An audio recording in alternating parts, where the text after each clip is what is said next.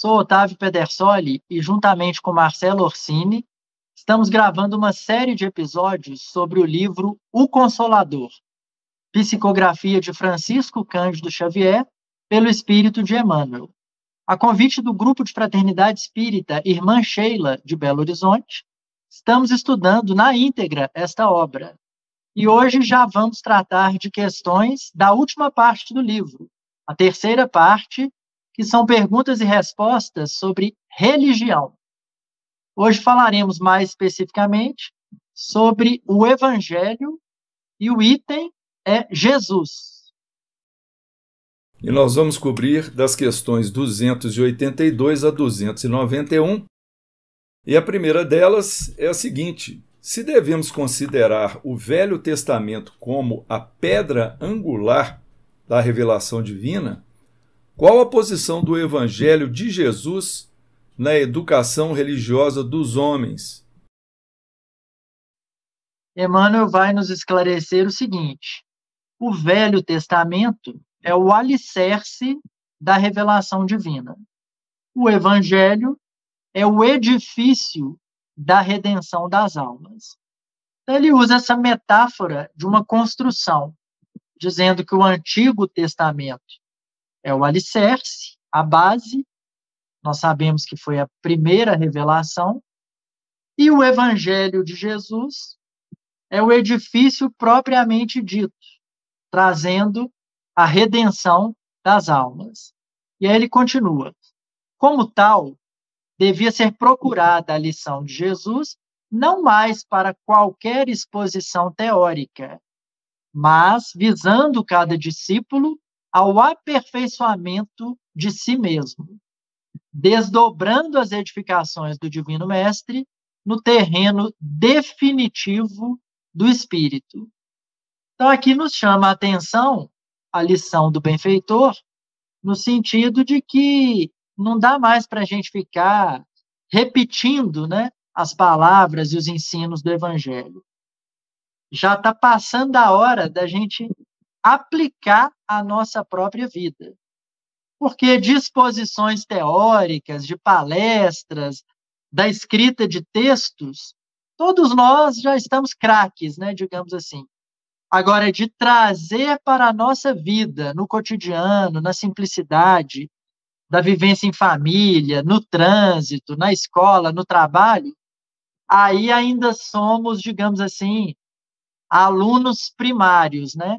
Ainda estamos bastante distantes de cumprir, de viver o Evangelho de Jesus na nossa vida.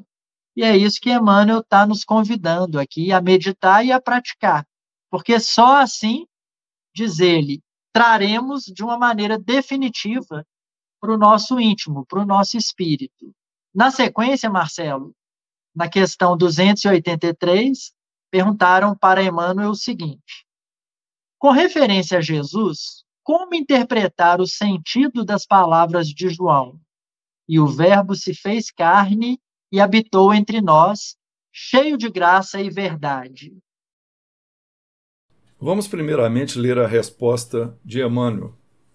Antes de tudo, precisamos compreender que Jesus não foi um filósofo e nem poderá ser classificado entre os valores propriamente humanos, tendo-se em conta os valores divinos de sua hierarquia espiritual, na direção das coletividades terrícolas. Enviado de Deus, ele foi a representação do Pai junto do rebanho de filhos transviados do seu amor e da sua sabedoria, cuja tutela lhe foi confiada nas ordenações sagradas da vida no infinito. Diretor angélico do orbe, seu coração não desdenhou a permanência direta entre os tutelados míseros e ignorantes, dando ensejo às palavras do apóstolo acima referidas. Nós percebemos pelas palavras de Emmanuel um alerta para que não tentemos estabelecer qualquer tipo de comparação entre o nível espiritual de Jesus e o nosso, porque ele já inicia dizendo que Jesus não foi um filósofo e nem deve ser classificado entre os nossos valores humanos. A ele que alcançou o patamar de Cristo, Espírito puro, por milênios, por um tempo que nós não temos condição de estimar, foi dada ao governo espiritual do planeta Terra. Então ele está aqui conosco há muito tempo, já nessa condição de nosso espírito tutor, do nosso grande mestre, aquele que vai guiar as nossas almas, nos dando a direção evolutiva para o nosso porvir. Considerando-se esses valores divinos da hierarquia espiritual, nós não temos realmente condição de nos equiparar a Jesus. E Emmanuel diz que ele foi um enviado de Deus, ele é um representante do Pai, junto a nós que somos filhos transviados do seu amor e da sua sabedoria, porque ainda não conseguimos alcançar a compreensão desse amor, dessa sabedoria, desse nível evolutivo espiritual que Jesus alcançou, esse Cristo, não é? Então ele aborda aqui no final dizendo que ele é o diretor angélico do nosso orbe, mas que ele não desdenhou a permanência direta, ou seja, conviver conosco, os seus tutelados, míseros e ignorantes. Mas devemos alertar para essas palavras colocadas no capítulo 1 do Evangelho de João, porque o primeiro versículo diz assim: no princípio era o Verbo, e o Verbo estava em Deus, e o Verbo era Deus. E no versículo 14, que está próximo do primeiro versículo, naturalmente, está dito: e o Verbo se fez carne e habitou entre nós. Então isso gera muita confusão, porque algumas pessoas entendem que quando se compara o Verbo era Deus e depois o Verbo se fez carne, conclui-se que Jesus era Deus e que são a mesma pessoa. Mas nós não compreendemos assim no Espiritismo. Deus é o Criador, Jesus é uma de suas criações. Jesus é um co-criador em plano maior, como nos explicou o Espírito André Luiz. Muito bem, então essa palavra verbo, e o verbo se fez carne, o verbo significa o poder criador de Deus, sendo o Cristo um dos efeitos desse poder. O Filho unigênito do Pai, uma manifestação sensível de Deus, uma força divina que, na verdade, a tudo impregna. É o Cristo, é essa força que dá vida a tudo. E o Cristo Jesus é o nosso governador, como dissemos. Então nós temos Deus, o poder criador de Deus, o Verbo, e o resultado desse poder, que é o Cristo, o Filho, que no caso nós conhecemos na Terra, sob o nome de Jesus, personagem que ele encarnou para coabitar conosco. Então vamos, Otávio, à questão 284. O apóstolo João recebeu missão diferente na organização do Evangelho, considerando-se a diversidade de suas exposições em confronto com as narrações de seus companheiros? Vamos ver o que Emmanuel nos esclarece. Ainda aí, temos de considerar a especialização das tarefas, no capítulo das obrigações conferidas a cada um. Muito interessante esse início, porque Emmanuel vai pontuar que cada um tem uma função. É como se fosse um quebra-cabeça, né? Então, às vezes, a gente quer fazer tudo, quer dar palpite em tudo. Numa casa espírita, a gente quer participar, né, da gestão, da recepção, da biblioteca, da reunião mediúnica. E, na verdade, o nosso trabalho com Cristo é um trabalho em equipe. Cada um tem uma tarefa. Claro que podemos, eventualmente, ser multitarefas, né? Mas é importante entender que o trabalho é sempre de equipe, é sempre coletivo, fraterno. Não devemos descambar num personalismo, justamente porque existe uma especialização das tarefas. Mas ele continua. As peças nas narrações evangélicas identificam-se naturalmente entre si como partes indispensáveis de um todo.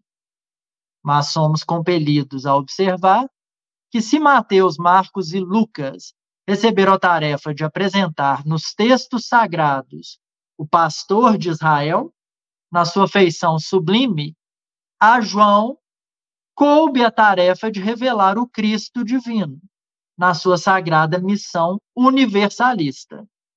Então, à medida que a gente vai estudando estes 4 evangelistas, vai ficando evidente que a perspectiva de João ela é diferente dos outros 3. E aqui Emmanuel está confirmando que isso tem um propósito, né?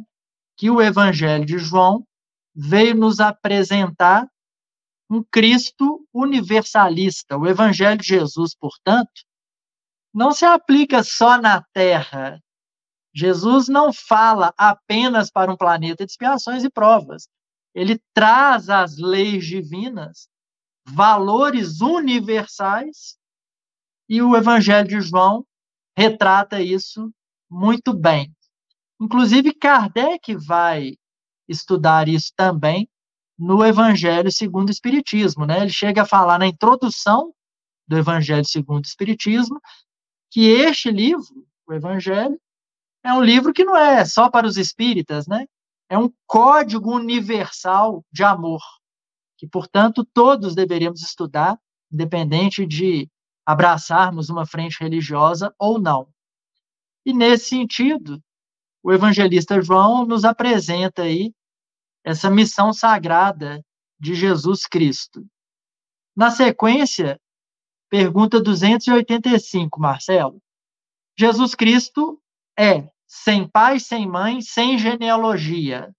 Como interpretar essa afirmativa em face da palavra de Mateus? Realmente nós encontramos em Hebreus, capítulo 7, versículo 3, a seguinte anotação de Paulo: sem pai, sem mãe, sem genealogia, não tendo princípio de dias nem fim de vida, mas sendo feito semelhante ao Filho de Deus, permanece sacerdote para sempre. Então, sobre isso, Emmanuel anotou assim: faz-se necessário entendermos a missão universalista do Evangelho de Jesus através da palavra de João, para compreender tal afirmativa no tocante à genealogia do Mestre Divino, cujas sagradas raízes repousam no infinito do amor e de sabedoria em Deus. Então está aqui Emmanuel novamente confirmando a consideração da questão anterior colocada pelo Otávio, né? Ressaltando que a força divina, que é o Cristo, não possui vínculos consanguíneos especiais, pois trata-se, como nós já dissemos, da representação do poder criador de Deus, que em tudo se manifesta. Manifestou-se no próprio Cristo Jesus e manifesta-se em todos os seres vivos. Essa força evolutiva, essa centelha divina, que é justamente essa energia de Deus que em tudo habita. Então, Otávio, na questão 286, o sacrifício de Jesus deve ser apreciado tão somente pela dolorosa expressão do Calvário?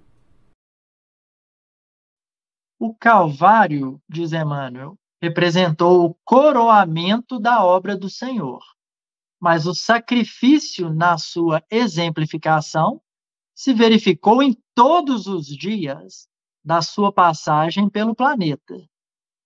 Então, não foi só no Calvário que temos Jesus em sacrifício. Imagina um espírito puro encarnar em um planeta de expiações e provas como é o planeta Terra. Isso, por si só, já representa uma doação, uma renúncia, um sacrifício. E a vida de Jesus entre nós, ela foi um sacrifício do início ao fim, da manjedoura à cruz. Então, Emmanuel já deixa claro que o Calvário faz é coroar toda essa missão do nosso governador planetário. Mas aí ele continua dizendo o seguinte: e o cristão deve buscar, antes de tudo, o modelo nos exemplos do Mestre, porque o Cristo ensinou com amor e humildade o segredo da felicidade espiritual, sendo imprescindível que todos os discípulos edifiquem no íntimo essas virtudes, com as quais saberão remontar ao Calvário de suas dores, no momento oportuno. Então, aqui nós temos uma advertência importante de Emmanuel, porque muitos de nós vivem no planeta Terra como se aqui fosse uma colônia de férias, e não é. Nós temos aqui na Terra uma oficina, uma escola, um laboratório, um hospital, um presídio, em certo sentido. Então, nós estamos aqui para trabalhar. E os sacrifícios, as dores, as dificuldades fazem parte da nossa experiência no planeta. Por isso que a gente tem que receber, dentro do possível e das nossas imperfeições naturais, mas receber com naturalidade esses momentos de dificuldade, de dor, de sacrifício. Porque se o mestre, que não precisava, que já era um espírito puro, vivenciou do início ao fim da sua jornada terrestre sacrifícios, desafios, dificuldades, renúncias, não seremos nós, seus candidatos a discípulos, que vamos esperar aqui na Terra facilidades. Então temos aquela passagem até engraçada, de certo modo, de Chico Xavier, quando publicaram na revista O Cruzeiro aquela matéria jornalística depreciativa, né? Com ironias, com fotos, e Chico Xavier, com todo direito, digamos assim, ficou chateado com aquilo, né? Com a publicação daquela matéria, porque, de certo modo, supostamente ele teria sido enganado pelos dois jornalistas que foram entrevistá-lo, né? Fingindo que eram jornalistas estrangeiros e tudo mais. E quando Emmanuel aborda Chico, perguntou, Chico, mas por que você está chateado, né? Chico fala para ele, né? Fala, não tem razão de estar chateado, né? Essa matéria que saiu publicada. E Emmanuel, bem-humorado, fala, Chico, Jesus foi para a cruz, você foi só para o cruzeiro, né? Nos lembrando exatamente essa resposta que ele está nos dando aqui na questão 286. Se o nosso mestre, se o nosso modelo, se o nosso guia passou pela terra do início ao fim numa jornada de sacrifício, não somos nós que devemos esperar facilidades, né? Seguindo na questão 287, Marcelo, numerosos discípulos do Evangelho consideram que o sacrifício do Gólgota não teria sido completo sem o máximo de dor material para o Mestre Divino. Como conceituar essa suposição em face da intensidade do sofrimento moral que a cruz lhe terá oferecido? As pessoas esperavam, né, essas pessoas mencionadas, que só teria validade o sacrifício de Jesus se fosse uma dor insuportável, uma dor física. Lembrando que Gólgota se refere ao nome do acidente geográfico, lá o morro, o monte, né, significa a caveira onde Jesus foi crucificado. Então Emmanuel vai esclarecer isso com muita propriedade, dizendo que a dor material é um fenômeno como o dos fogos de artifícios, em face dos legítimos valores espirituais. Então, com essa frase inicial, ele já derruba a tese de que não havia necessidade de haver o máximo de intensidade de dor física, porque certamente na Terra deve ter havido muitos homens e mulheres que passaram dor físicas muito maiores que as que Jesus passou, através de enfermidades ou de torturas, ou seja lá o que for. Então não é por aí que se vai medir o sacrifício de Jesus. Vamos prosseguir com a resposta. Homens do mundo que morreram por uma ideia, muitas vezes, não chegaram a experimentar a dor física, sentindo apenas a amargura da incompreensão do seu ideal. Então Emmanuel aí ressalta que ter ou não ter a dor física não implica esse sacrifício, que muitos que defenderam uma ideia e morreram por ela não tiveram uma agressão no seu corpo, não foram afetados no corpo. Foi uma questão mais psicológica, emotiva, né? Esse sentimento, como ele cita aqui, a amargura da incompreensão que nós sentimos, né? Quando as pessoas nos tratam com indiferença ou com má vontade, a gente sente, né, aquele mal-estar. Então, isso levado ao máximo, quando nós temos um ideal, quando, por exemplo, agridem nossos filhos, pessoas que nós amamos, nós não temos uma violência física, mas sentimos aquela dor no coração pela decepção, pela angústia, né?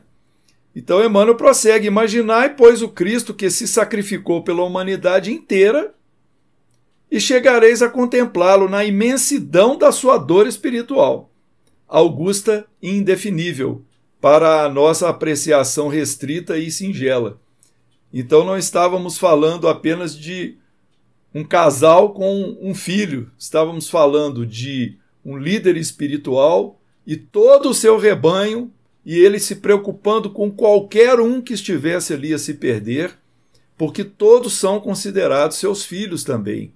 Somos irmãos e, de uma certa forma, somos filhos de Jesus, do Cristo, no sentido de sermos liderados nessa sua tutela. Então é um sacrifício moral violento que ele foi submetido.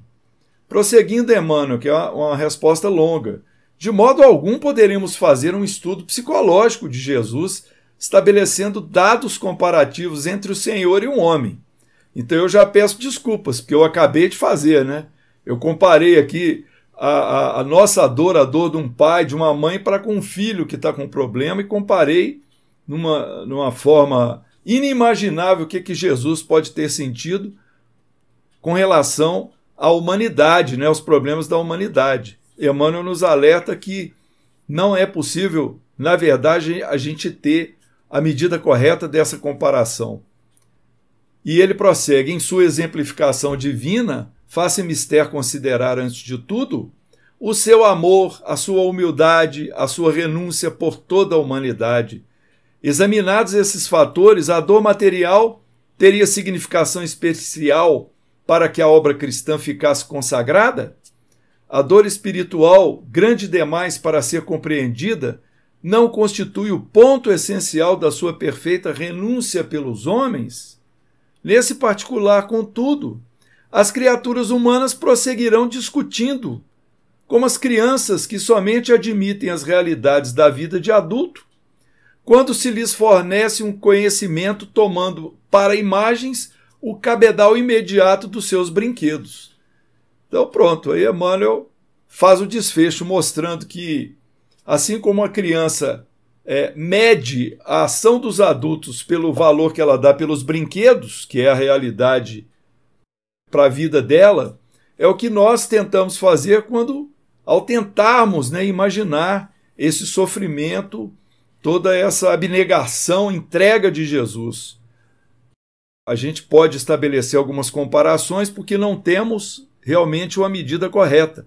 Então nós somos realmente limitados à nossa realidade espiritual, que não nos permite aquilatar com precisão a dor e o verdadeiro sacrifício do Cristo, tendo sido colocado que a dor física ela é de menor importância que a dor moral pelo qual Cristo passou, foi submetido, né?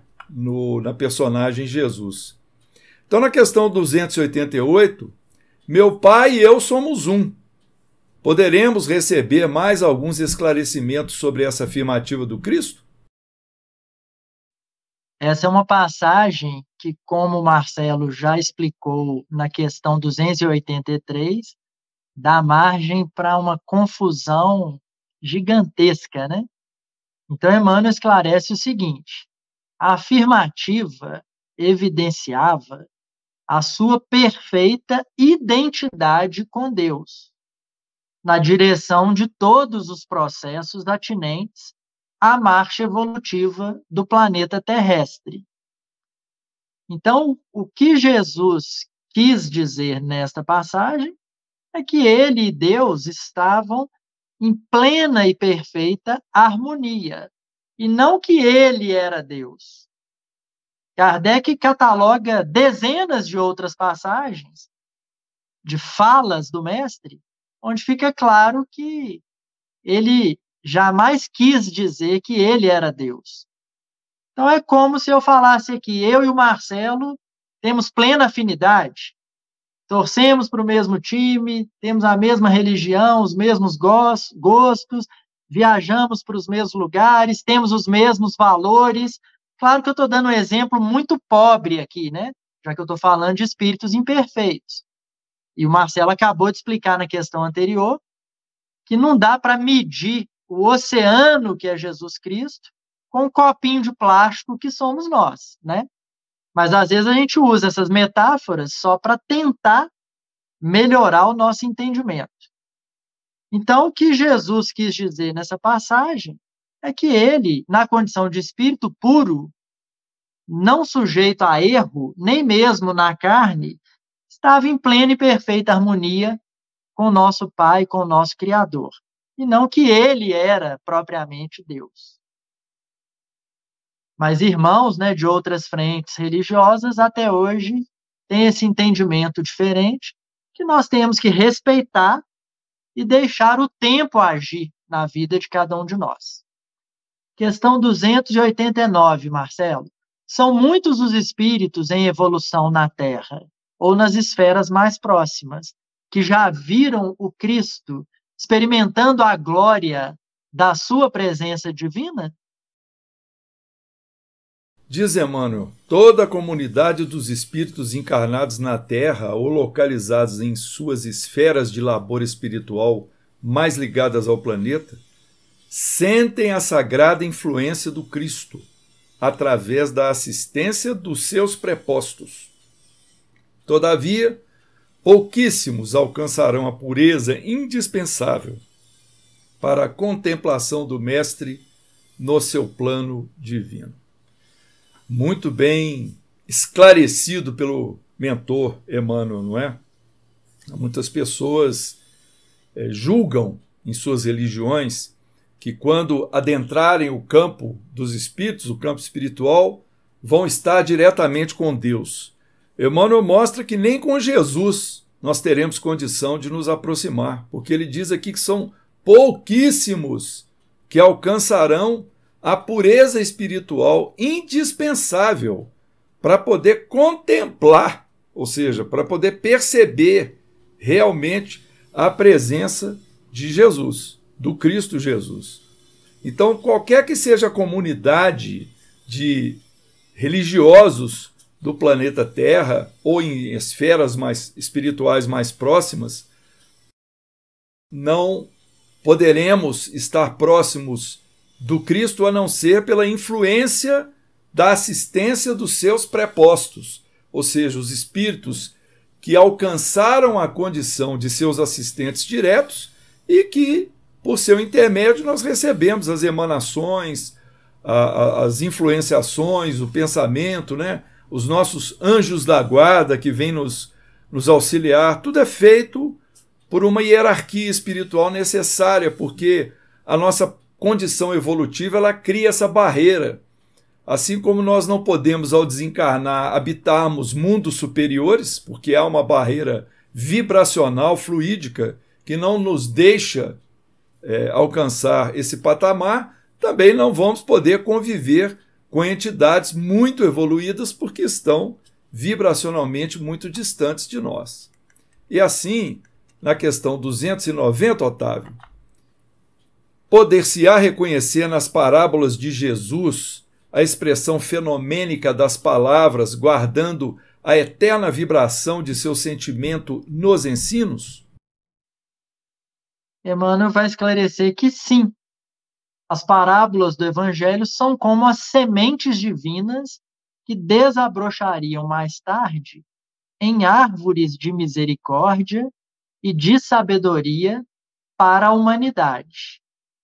Então é interessante a gente pensar para quem que Jesus falava, né? Há 2000 anos, ali encarnado, ele estava conversando com mulheres, com pescadores, com a maioria do povo analfabeto. Então Jesus se valia de elementos do cotidiano para transmitir as palavras de vida eterna. Então ele dizia, não se deve deixar a candeia debaixo do módio, usando elementos ali da vida daquele povo.